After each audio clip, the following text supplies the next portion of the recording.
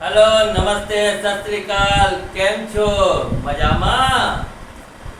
चलिए अब हम लोग कल वाला टॉपिक उठाते हैं। कल हम लोग फास्टनर पढ़ रहे हैं। फास्टनर क्या होता है ये सब हम लोगों ने पढ़ा। कल हमने लॉकिंग मेथड के बारे में शुरुआत की थी कि लॉकिंग मेथड या लॉकिंग विधि क्या होती है। तो सबसे पहले समझते हैं लॉकिंग विधि का प्रयोग क्यों किया जाता है। तो लॉकिंग विधि का प्रयोग उस जगह पर किया जाता है जहां पर अधिक झटके आते हों, मतलब जहां पर नट बोल्ट हमने लगाया है या फास्टनर लगाया है वहां पर झटकों की अधिक संभावना होती है या कंपन या वाइब्रेशन जहां अधिक होते हैं तो क्या होता है वहां पर नट ढीला होने की संभावना रहती है। तो ऐसी जगह पे हम लॉकिंग मेथड का उपयोग करते हैं। क्लियर हो गया। लॉकिंग अगर क्वेश्चन आ जाए कि लॉकिंग विधि क्यों अपनाई जाती है अर्थात लॉकिंग विधि का क्या उपयोग है तो आप बता सकते हो कि लॉकिंग विधि उस जगह पर यूज की जाती है जहां पर बहुत अधिक झटकों की संभावना होती है या कंपन या वाइब्रेशन की संभावना जहां अधिक होती है वहां पर नट के खुलने की संभावना रहती है। इसलिए नट खुले नहीं, वो हमेशा टाइट बना रहे, इसलिए हम लॉकिंग मेथड या लॉकिंग विधि को अपनाते हैं। अब लॉकिंग विधि में सबसे पहले हम लोग पढ़ते हैं लॉक नट के बारे में। लॉक नट क्या होता है तो लॉक नट के बारे में कुछ कल हम लोगों ने पढ़ा भी था।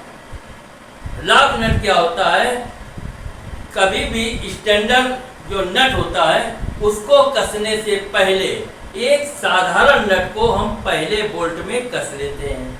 ठीक, फिर क्या होता है बोल्ट में साधारण नट को कस लिया लेकिन वो नट क्या होता है स्टैंडर्ड नट की अपेक्षा कुछ पतला होता है अर्थात उसकी थिकनेस कम होती है। कितना होता है, लगभग 2/3 डायमीटर या 3/4 डायमीटर के करीब वो होता है। उसको हम लोग पहले कस लेते हैं। फिर कसने के बाद क्या होता है और उसके दोनों साइडों पर जो लॉक नट होता है उसके दोनों साइडों पर 30 डिग्री का चेम्फर कटा होता है। फिर इस नट को स्टैंडर्ड नट से ये ढीला नहीं होने देता, इसलिए इसे चकनट भी कहते हैं। फिर से देख लीजिए लॉक नट क्या होता है। इस विधि में स्टैंडर्ड नट को कसने से पहले एक साधारण नट को बोल्ट पे कस लिया जाता है। फिर नट को कसने के बाद फिर और वो क्या होता है नट को कसा लेकिन वो नट कैसा होता है वो नट का जो थिकनेस है, थिकनेस या मोटाई जो होती है वो जो आपके स्टैंडर्ड नट है उससे कम होती है। कितना कम होती है, 2/3 या 3/4 के करीब होती है, 3/4 डाया के करीब होती है। ठीक, तो इसमें क्या होता है, इसके क्या होता है दोनों किनारों पर 30 डिग्री का एक चेम्फर कटा होता है। ये क्या होता है स्टैंडर्ड नट को लूज होने नहीं देता है, इसलिए इसे हम चकनट भी कहते हैं। तो ये हो गया आपका लॉक नट के बारे में। अब दूसरा पढ़ते हैं केसल नट क्या होता है।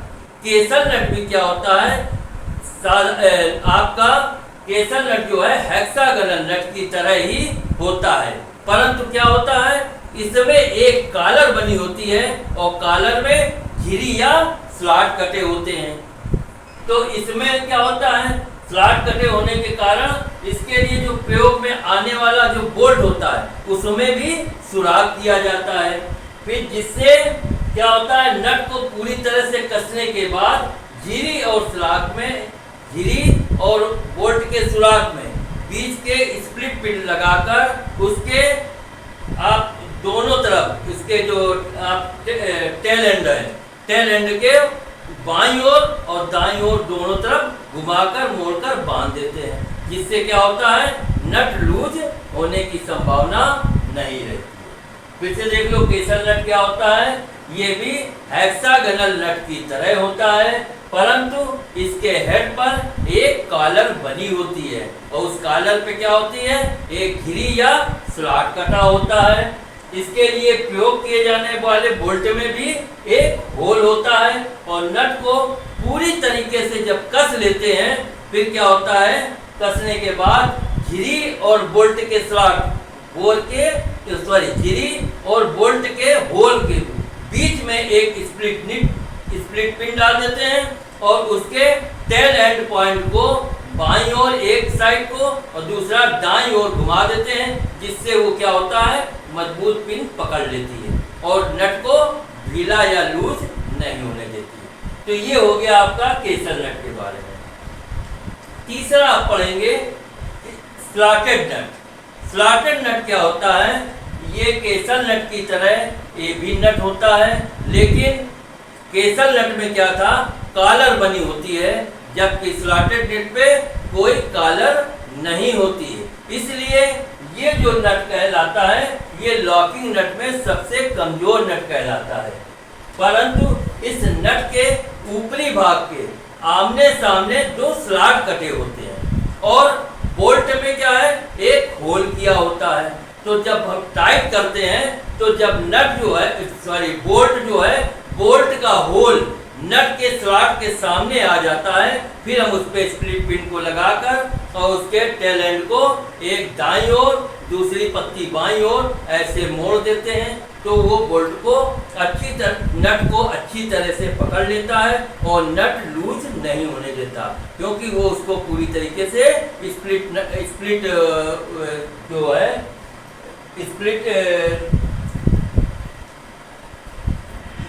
स्प्लिट पिन को लगाकर दाएं और बाएं मोड़कर उसको लॉक कर लिया जाता है। तो ये हो गया आपका स्लॉटेड नट के बारे में। फिर से देख लो स्लॉटेड नट क्या होता है। ये केसल नट की तरह होता है, परंतु इसके कॉलर नहीं होते हैं, इसलिए इसको कमजोर लॉकिंग नट कहा जाता है। ठीक है ना, ये कमजोर लॉकिंग नट कहलाता है क्योंकि इसमें कॉलर नहीं होते हैं। इस नट के ऊपरी भाग पर आमने सामने दो स्लॉट कटे होते हैं और बोल्ट में भी एक होल किया होता है। कसने के बाद क्या होता है, जब होल स्लॉट के सामने आ जाता है तो उसमें एक स्प्लिट पिन को लगाकर उसके टेल एंड को दाईं और बाईं दोनों ओर ऐसे मोड़ देते हैं, तो क्या होता है, जो आपका नट है ये लूज नहीं हो पाता है, अर्थात ये भी एक अच्छी विधि है, लॉकिंग मेथड है। ठीक है ना। फिर अब चौथा पढ़ते हैं स्प्लिट पिन नट।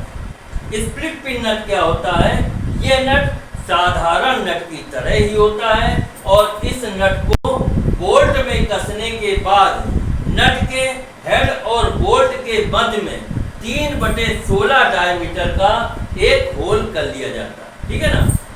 क्या होता है, पहले और इसके पहले वाले जो थे उसमें बोल्ट में पहले से होल्ड किए होते हैं, लेकिन इसमें क्या है, इसमें जब हम लोग सेट कर लेते हैं, टाइट कर लेते हैं नट को, फिर नट और बोल्ट दोनों के मध्य में एक होल कर दिया जाता है और फिर स्प्लिट पिन को फैलाकर दाईं और बाईं ओर उसका टेल एंड घुमाकर और उसको लॉक कर लिया जाता है, जिससे नट खुलने का भय नहीं रहता। एक बार फिर से पढ़ लो स्प्लिट पिन नट के बारे में। स्प्लिट पिन नट क्या होता है, ये नट साधारण नट की तरह होता है। इस नट को बोल्ट में कसने के बाद नट के हेड और बोल्ट के मध्य में 3/16 डायमीटर का एक होल कर लिया जाता है। फिर स्प्लिट पिन को बीच में फंसाकर और टेल एंड को दाएं और बाईं ओर घुमा दिया जाता है, जिससे आपका नट लूज नहीं होता है, जिससे नट के खुलने की संभावना नहीं रहती है। तो ये हो गया आपका स्प्लिट पिन नट। इसके बाद साइमन नट के बारे में पढ़ते हैं। साइमन नट क्या होता है, तो साइमन नट क्या होता है, इस नट के ऊपरी भाग पर एक कॉलर बनी होती है और इस कॉलर के साथ नायलॉन या फाइबर का क्या होता है, एक वाशर टाइप का लगा होता है। तो जब इस वाशर इसके भीतरी व्यास पर बोल्ट के कोर व्यास से वो छोटा होता है।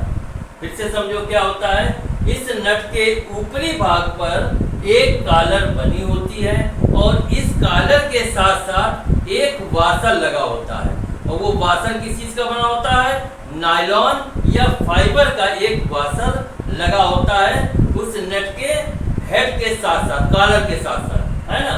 तो फिर क्या करता है, जिसका भीतरी व्यास जो होता है, उस जो नट या वाशर जो है फाइबर का या नायलॉन का बना है, उस वाशर के का जो भीतरी व्यास है वो बोल्ट के कोर व्यास से छोटा होता है। जब नट को हम कसते हैं तो क्या होता है, बोल्ट का जो एंड रिंग होता है, बोल्ट का जो एंड होता है वो रिंग में चूड़ी काटता रहता है, जिससे क्या होता है, रिंग बोल्ट की चूड़ियों को मजबूती से पकड़ लेता है और नट को ढीला होने से बचाता, अर्थात नट के ढीले होने का भय नहीं रहता। क्लियर।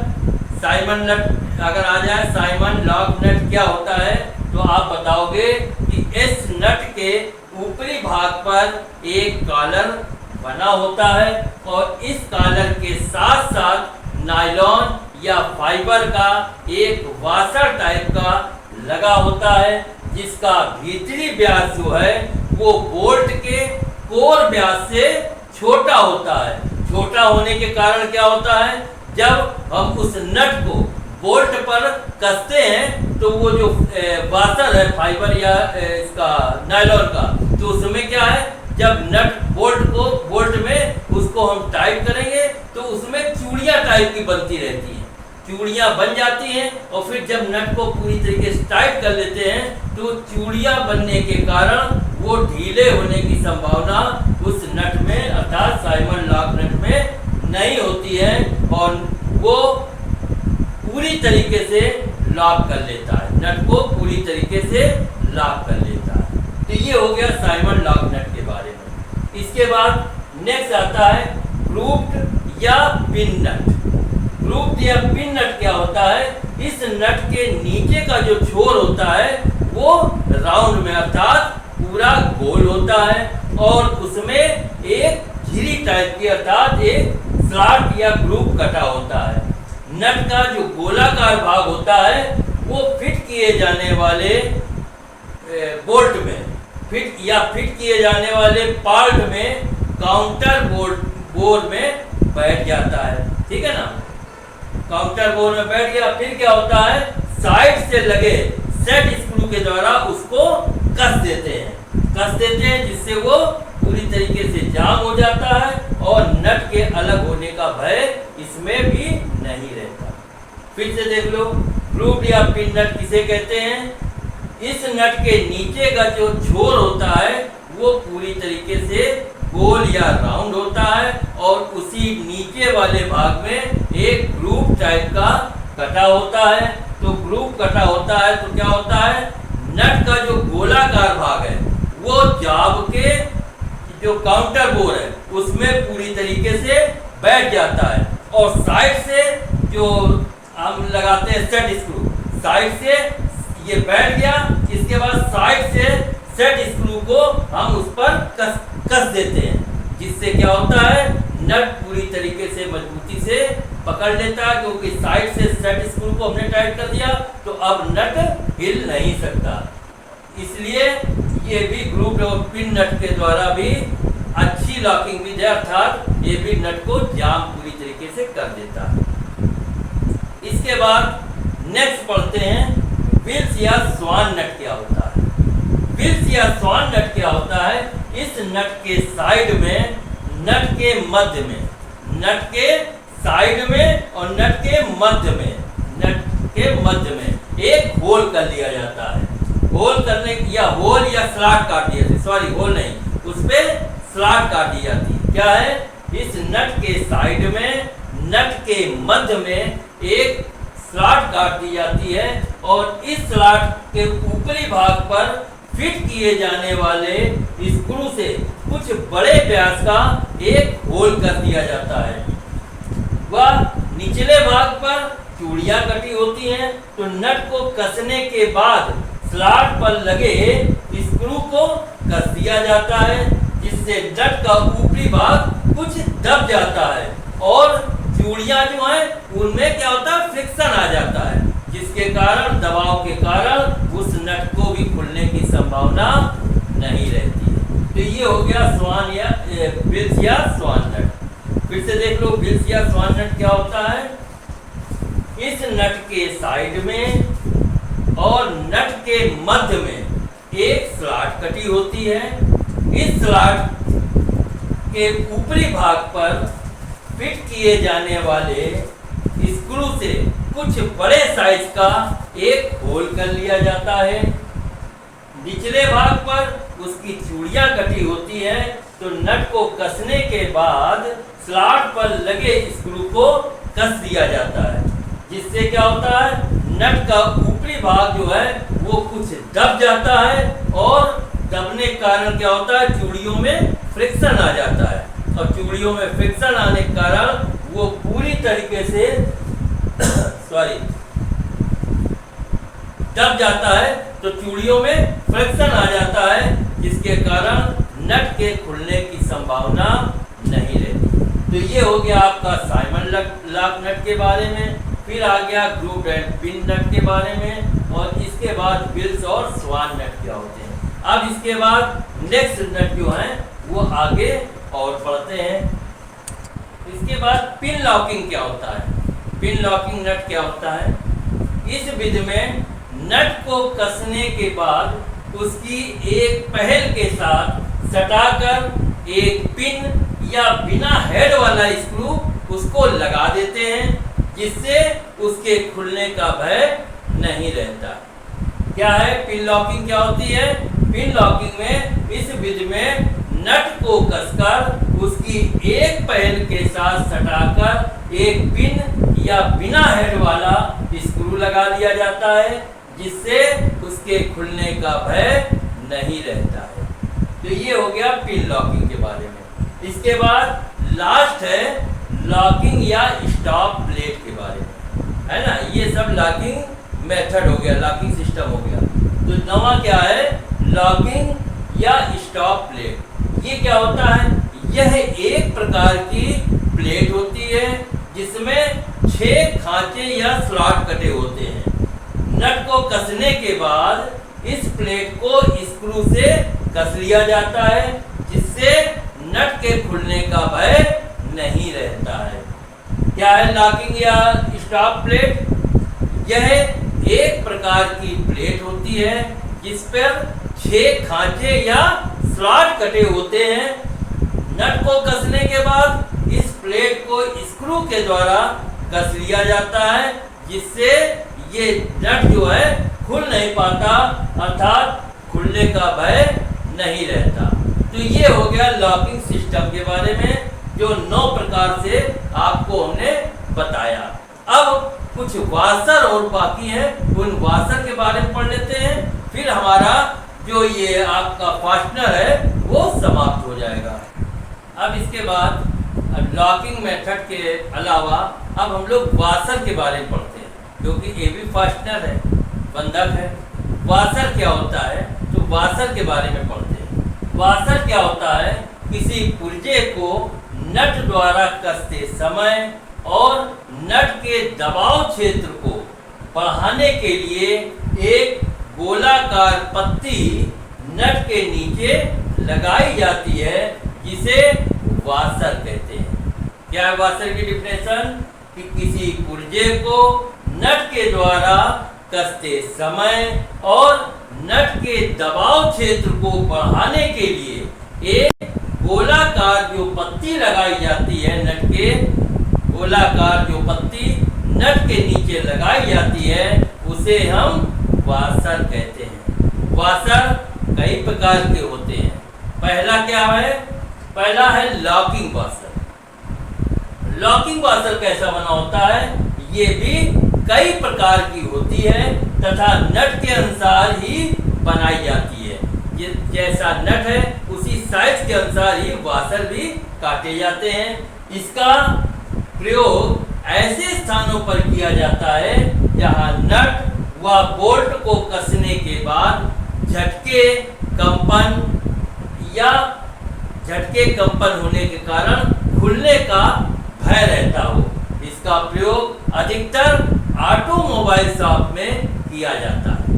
क्या है लॉकिंग वाशर किसे कहते हैं, यह कई प्रकार की होती है और नट के अनुसार ही ये वाशर तैयार की जाती है। इसका प्रयोग ऐसे स्थानों पर किया जाता है जहां पर अधिकतर वाइब्रेशन या झटके लगने की संभावना होती है। जिससे क्या होता है, नट के खुलने का भय रहता है। इसका प्रयोग अधिकतर कहाँ किया जाता है, ऑटोमोबाइल शॉप में। ऑटोमोबाइल के कार्यों में इस वाशर का अर्थात लॉकिंग वाशर का प्रयोग सबसे अधिक किया जाता है। दूसरा वाशर क्या है, स्प्रिंग वाशर। स्प्रिंग वाशर कैसे बने होते हैं, यह वाशर वहां प्रयोग की जाती है जहां पर अधिक कंपन या वाइब्रेशन होती है। क्योंकि देखिए, वाशर का प्रयोग अगर आप नहीं करोगे और खाली अगर बोल्ट के ऊपर आपने नट ही लगा दिया तो क्या है, जहां वाइब्रेशन वगैरह होता है ना, जहां अधिक झटके लगने की संभावना होती है, तो वो नट क्या है, धीरे धीरे लूज होने लगता है और नट खुल जाता है। तो इसलिए वाशर को लगाकर ही टाइट किया जाता है, फिर उसके झटके लगने में उसके खुलने की संभावना नहीं रहती। तीसरी बात, हम लोगों ने लॉकिंग मेथड को पढ़ा था, इसीलिए कि यही झटके या कहीं कंपन वगैरह वाइब्रेशन जहाँ अधिक होता है तो नट खुल जाते हैं, इसीलिए लॉकिंग मेथड को भी अपनाया गया कि लॉकिंग मेथड इस तरीके से हम लोग लगा दें तो जिससे नट खुलने की संभावना नहीं रहती। तो इसी तरीके से वाशर का चल रहा है। क्या है स्प्रिंग वाशर, ये वाशर वहां प्रयोग की जाती है जहां अधिक वाइब्रेशन होता है या झटके लगने की संभावना अधिक होती है। तो इसे लगाकर नट के कसने पर नट जो है वो ढीला नहीं होता। ये किस चीज का बनाया जाता है, ये इस्पात या स्टील को हार्ड व टेम्पर करके तैयार किया जाता है और इसका मुंह खुला होने के कारण नट के चूड़ियों में ऊपर की ओर दबाव देती है, जिसके कारण नट जो है वो कसे रहते हैं और फलस्वरूप क्या होता है, इसको चकनट का रूप भी दिया गया है, अर्थात इसे चकनट भी कह सकते हैं। क्लियर हो गया, फिर से देख लो, स्प्रिंग वाशर किसे कहते हैं, यह वाशर वहां प्रयोग की जाती है जहां अधिक कंपन, वाइब्रेशन व झटके लगने की संभावना होती है। इसे लगाकर नट के कसने पर नट जो है लूज नहीं होता। ये किस मटेरियल का बनता है, ये इस्पात या स्टील को हार्ड व टेम्पर करके तैयार किया जाता है और इसका मुंह ओपन होने के कारण नट की चूड़ियों के ऊपर की ओर ये दबाव देती है, जिसके कारण नट कसे रहते हैं, अर्थात नट के खुले होने की संभावना या खुलने की संभावना नहीं रहती। इसलिए इसको हम चकनेट का नाम भी देते हैं, अर्थात चकनेट भी इसको कह सकते हैं, स्प्रिंग वाशर। अब तीसरा वाशर क्या है, plain washer, ordinary general washer है ना, प्लेन वाशर। प्लेन वाशर क्या होता है, यह भी एक गोला आकार का बना होता है और इसके सेंटर में बोल्ट के साइज के अनुसार होल किए होते हैं और इसका प्रयोग बोल्ट पर कसे नट के नीचे रखकर ही किया जाता है। वाशर के होने से नट की चूड़ियां जो हैं वो सेफ या सुरक्षित रहती हैं और सुगमता से नट को खोलने व बंद करने में वो मददगार अर्थात सहायता प्रदान करती है। कुछ वाशरों के किनारों पर 30 डिग्री का चेम्फर भी काट दिया जाता है।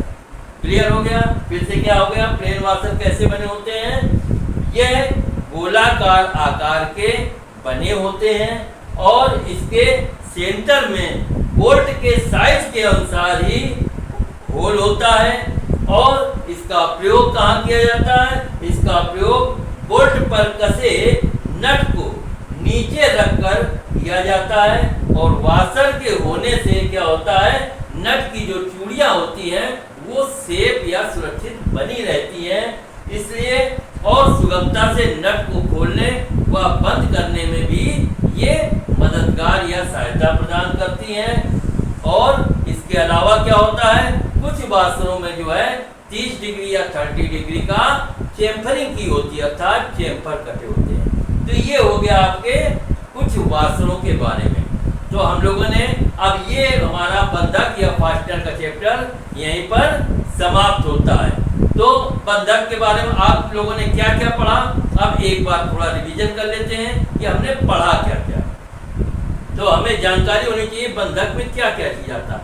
सबसे पहले हम लोगों ने बंधक या फास्टनर के बारे में पढ़ा था कि फास्टनर क्या होता है, ठीक है ना, फास्टनर किसे कहते हैं, ये हम लोगों ने पढ़ा। फिर इसके बाद फास्टनिंग क्या होती है, फास्टनर और फास्टनिंग में अंतर है, फास्टनर क्या होता है और फास्टनिंग क्या होती है।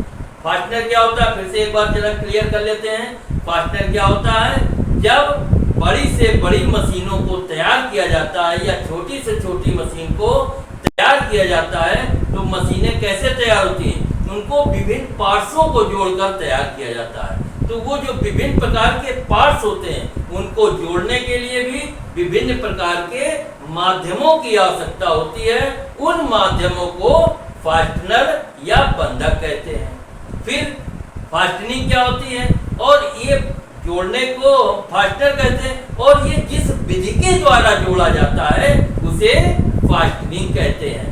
फिर फास्टनिंग कितने प्रकार की होती है, टाइप्स ऑफ फास्टनिंग, ये भी हम लोगों ने पढ़ी। क्या पढ़ी, फास्टनिंग 3 प्रकार की हम लोगों ने पढ़ी। पहला एक टेम्पोरेरी फास्टिंग होती है, दूसरा परमानेंट सेमी फास्टिंग होती है, और तीसरी परमानेंट फास्टिंग। ये तीनों फास्टिंग के बारे में हम लोगों ने पढ़ा। फिर फास्टिंग के अलावा क्या पढ़ा, फिर हमने बोल्ट के बारे में पढ़ा। बोल्ट, अच्छा बोल्ट होता क्या है, किस मटेरियल का बना होता है, अगर आ जाए तो बोल्ट क्या होता है, बोल्ट एक गोल रॉड का टुकड़ा होता है जो कि जिसके की एक तरफ तो हेड होता है और दूसरी तरफ उस पर चूड़ियां कटी होती हैं।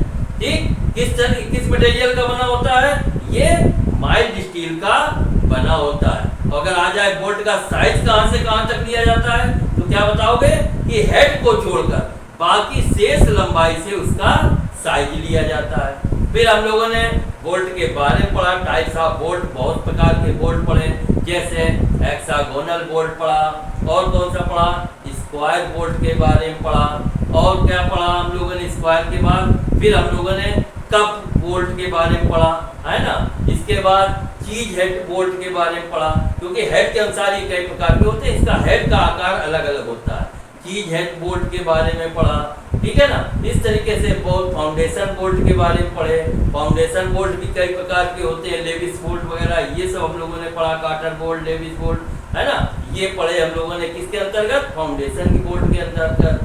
फिर इसके बाद इस बोल्ट के बाद फिर क्या पढ़ा हम लोगों ने, फिर हम लोगों ने स्क्रू के बारे में पढ़ा, स्क्रू भी पढ़ा। स्क्रू क्या होता है, स्क्रू बारे में पढ़ा। स्क्रू 2 प्रकार के होते हैं, कौन कौन से, एक वुडन स्क्रू होता है और दूसरा मशीन स्क्रू होते हैं, है ना। तो हम लोग लोहे वगैरह में जो यूज करते हैं वो मशीन स्क्रू कहलाते हैं, जबकि कारपेंट्री शॉप में लकड़ी वगैरह में यूज किए जाते हैं स्क्रू, वो कौन से, वुडन स्क्रू होते हैं। तो इस प्रकार स्क्रू के बारे में भी हम लोगों ने पढ़ा।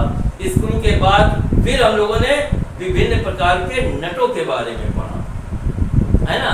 नट कितने प्रकार के, जैसे हेक्सागोनल नट के बारे में पढ़ा, और स्क्वायर नट के बारे में भी पढ़ा, है ना। और कौन कौन से नट पढ़े, बहुत सारे नट पढ़े हम लोग। कैप नट के बारे में पढ़ा, है ना। तो ये सारी चीजें नट के बारे में हम लोगों ने खूब पढ़ा कि नट क्या होता है। फिर हम लोगों ने पढ़ा नट के अलावा बोल्ट हो गए, नट हो गए। फिर इसके बाद लॉकिंग मेथड क्या होता है, लॉकिंग मेथड के बारे में पढ़ा कि लॉकिंग मेथड की क्यों आवश्यकता पड़ी, क्योंकि जहाँ अधिक कंपन या झटके लगने की संभावना होती है तो वहाँ नट के खुलने का भय बना रहता है, इसलिए उस पर हम लोग लॉकिंग नट को लगाते हैं। तो विभिन्न प्रकार के लॉकिंग मेथड को हम लोगों ने पढ़ा कि कई प्रकार के लॉकिंग नट भी होते हैं, तो कैसे लगाते हैं, उसमें स्प्लिट पिन कैसे लगाते हैं, फिर उसको स्प्लिट पिन लगाकर उसको जो टेल एंड होता है उसको दाईं ओर और बाईं ओर मोड़ देते हैं, जिससे वो लॉक कर लेता है। तो इस प्रकार विभिन्न प्रकार के हम लोगों ने लॉकिंग मेथड को पढ़ा। इसके बाद लास्ट में हम लोगों ने अभी वाशर के बारे में पढ़ा कि वासर किसे कहते हैं और वासर कितने प्रकार के होते हैं। तो 3 प्रकार के हम लोगों ने वासर पढ़ा। तो ये आपका फास्टिंग का चैप्टर समाप्त हुआ और हमें उम्मीद है कि आप लोग इसको खूब अच्छी तरीके से पढ़ेंगे और आपको पढ़ना चाहिए। इसके अलावा भी अगर आपको कोई प्रॉब्लम है तो आप हमको इसमें मैसेज कर सकते हैं या हमसे क्वेश्चन पूछ सकते हैं।